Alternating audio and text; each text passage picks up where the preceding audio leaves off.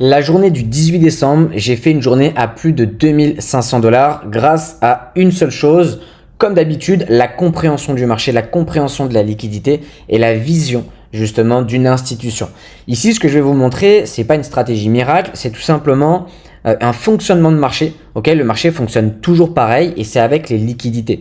Quand on comprend concrètement comment fonctionnent les liquidités, on comprend exactement où doit aller le marché et exactement ce que font les institutions.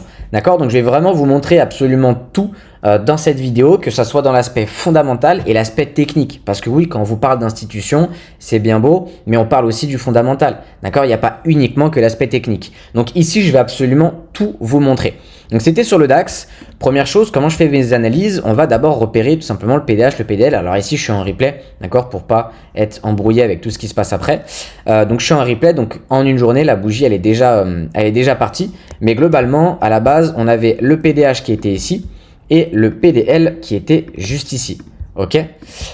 Et donc, ensuite, je vais sur du 1 heure. Sur du 1 heure, ce qu'on peut remarquer, c'est que, voilà, moi, j'ai profité, on va dire, de cet achat-là. Et donc, avant de profiter de cet achat-là, forcément, on avait ça, on avait le PDH, le PDL. On venait à peine de récupérer le PDH et je vais vous montrer vraiment pourquoi l'achat était pertinent ici. Donc, première chose, on va regarder ce qui se passe en termes macroéconomie. On va regarder donc un jour avant, le mercredi 17 septembre, on avait une annonce économique hyper importante. Donc, à 11 h, donc c'est heure française, c'était l'IPC annuel.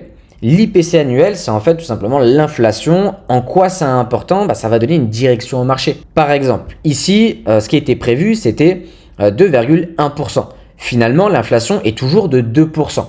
En général, une banque centrale, elle veut rester autour des 2% d'inflation. Donc en fait, là, même si c'est rouge, ça reste positif. Et donc, c'est bien pour la BCE, donc la Banque centrale européenne. Ce que ça veut dire, si on a donc une inflation qui reste, on va dire, négatif, d'accord? Donc ici, je vais mettre inflation, on va mettre 2%, ok? Donc c'est-à-dire l'objectif. Ce qui va se passer après, c'est qu'on va avoir la BCE qui va se dire, ok, si on a une inflation qui stagne, alors on va pouvoir baisser les taux d'intérêt.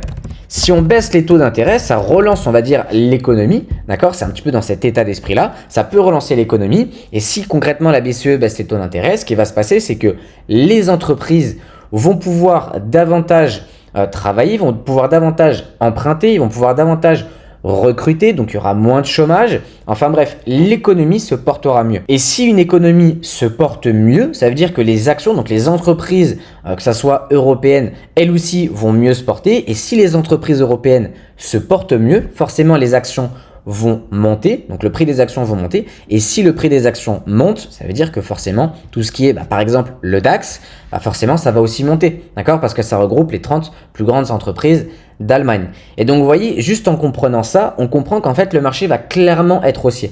Donc une fois qu'on a cette dynamique-là, on n'a plus qu'à comprendre à quel moment le marché va monter. Et ici, ce qu'on peut remarquer sur du 1 heure, c'est que on vient récupérer, vous voyez là, on vient récupérer toute cette grosse liquidité, d'accord? Donc là, on est en train de créer une AMD. Pour ceux qui ne savent pas ce que c'est une AMD, voilà, j'en parle plus précisément dans le gros pro, même si je pense que pour la plupart, vous devez savoir ce que c'est. Et donc ici, on a une AMD, on est en train de créer une AMD, donc on récupère la liquidité. Et dans cette prise de liquidité, on a encore une AMD. Si je me mets en 15 minutes, vous allez voir que ici encore, on a une manipulation. On a un point bas, on vient récupérer notre point bas, donc on vient récupérer de la liquidité. Et là, on crée quoi? Tout simplement, hop, notre MSS. Donc au moment où on va récupérer le PDH, on crée aussi un MSS. Ok, alors c'est très technique pour ceux qui ne sont pas habitués. Voilà, je parle comme si vous connaissiez un petit peu les marchés. C'est un petit peu l'objectif pour toutes les personnes qui ne comprennent pas.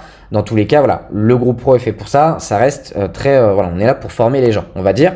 Mais là, j'explique de façon globale pour que vous compreniez en fait que avoir une vision institutionnelle, c'est pas juste du technique, c'est aussi du fondamental. Et je vous aide à comprendre comment fonctionne la liquidité, donc à comprendre et à avoir une vision plus institutionnelle. Ok? Donc après avoir récupéré ces liquidités suffisantes, si on fait le rapprochement entre le fondamental et le technique, on sait que le marché n'a pas de raison d'aller plus bas.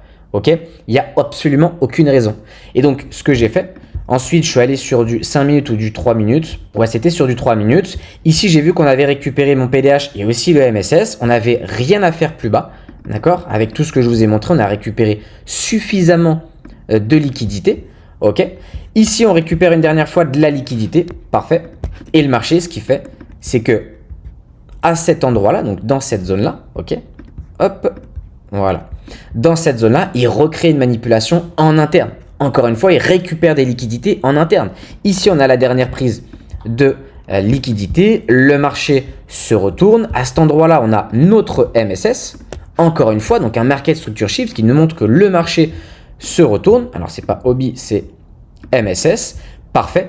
Et une fois qu'on a l'ouverture européenne, donc à 11 h, ok, moi je me suis passé un petit peu avant. Tac, donc j'ai pris mon trade justement sur cet order block. Je me suis arrêté ici parce que globalement, il n'y avait pas besoin de mettre un SL beaucoup plus bas. Je sais très bien que le marché n'irait pas plus bas. S'il va plus bas, c'est que mon setup est invalide. Donc, pas besoin d'aller plus bas. Et ensuite, pareil, l'objectif, c'est d'aller récupérer des grosses liquidités. Alors ici, il y avait un potentiel qui était énorme. Alors, je vais avancer. Il y avait un potentiel qui était énorme de 13, ok, pour vous montrer un petit peu, pour les personnes qui font plus de l'intraday ou du day trading ou des choses comme ça. Il y avait un énorme potentiel. Pour ma part, j'ai pas coupé à 13, j'ai coupé avant parce que je fais du scalping. C'est aussi ce que j'apprends, le scalping directement dans le groupe pro, ok. Mais il y avait, regardez, il y avait un énorme potentiel. Il y avait un potentiel de 10, même je crois c'est monté un peu plus haut. Donc moi j'ai coupé dans ces eaux-là. J'ai dû faire un ratio de 2-3. C'est un trade qui m'a littéralement duré quelques minutes. Ça n'a vraiment pas duré longtemps parce qu'encore une fois, je fais du scalping. Mais vous voyez, ça c'est avoir la vraie vision institutionnelle. Quand on vous parle d'un order block, etc., c'est bien, mais réellement, c'est pas ça qui va vous donner une vraie vision de comment fonctionne le marché. Aujourd'hui, si vous voulez vraiment comprendre le marché, vous devez comprendre où sont les liquidités majeures et les liquidités mineures. Pourquoi on doit récupérer ces liquidités-là? Et donc là, quand on arrive à faire le rapprochement entre le fondamental et le technique, très concrètement, bah vous voyez, ça donne ce genre de setup. Et ici, il y avait un potentiel de ratio de 13, ce qui est littéralement énorme. Ok, ce qui est littéralement énorme. Donc pour une personne qui fait du day trading, pour ma part, voilà, je fais que du scalping. Mais vous voyez ici, la vision, elle est très simple. Encore une fois, on récupère des liquidités. Une fois qu'on a récupéré les liquidités suffisantes, ok, on peut prendre notre trade. Donc après, les confirmations, tout ce qui est confirmation, récupérer les bonnes liquidités, savoir quelle liquidité est bonne et quelle liquidité est mauvaise. Ça, voilà, j'en parle exclusivement dans le groupe pro. Mais là, c'est juste pour vous donner une idée globale de comment fonctionnent réellement les marchés et comment avoir vraiment une vision institutionnelle. Ça ne se base pas que sur du technique, ça se base aussi sur du fondamental. Et le fondamental n'est pas complexe. Ok, ici, c'est pas un fondamental qui est complexe où vous vous dites qu'est-ce que je dois faire? Je dois regarder tous les jours ce qui se passe sur Bloomberg, etc. Pas du tout. C'est une simple compréhension des marchés. C'est vraiment pas compliqué. Encore une fois, ça aussi, comprendre les chiffres des inflations, etc. C'est des choses qu'on fait dans le groupe. Juste comprendre comment fonctionne l'inflation, comment fonctionnent les taux d'intérêt, comment fonctionne le chômage. Rien que ça paraît bête, mais ça peut vous donner une vision claire sur les marchés, que ça soit sur le DAX, que ça soit sur l'euro, que ça soit sur le gold. Voilà, c'est quelque chose qui est hyper important.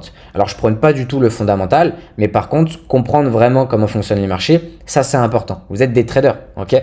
Et un trader se doit quand même de comprendre un petit peu comment fonctionnent les marchés. Donc, voilà un petit peu pour cette vidéo. C'est purement, voilà, c'est un pur cadeau. Mon objectif, c'est juste de vous montrer, en fait, la puissance du marché quand on comprend réellement les liquidités. Et comprendre réellement les liquidités, c'est finalement trader avec les institutions. Parce que les institutions traitent de liquidité en liquidité. C'est l'objectif, ok? Sinon, elles ne peuvent pas réaliser de bénéfices. D'accord? Donc voilà un petit peu la vision. Comme ça, vous savez vraiment comment fonctionnent les institutions. Il y a l'aspect fondamental, il y a l'aspect technique avec les liquidités. Sur ce, j'espère que ça vous aura plu. Et si jamais vous avez aimé ce genre de vidéo, n'hésitez pas à me le faire savoir en commentaire.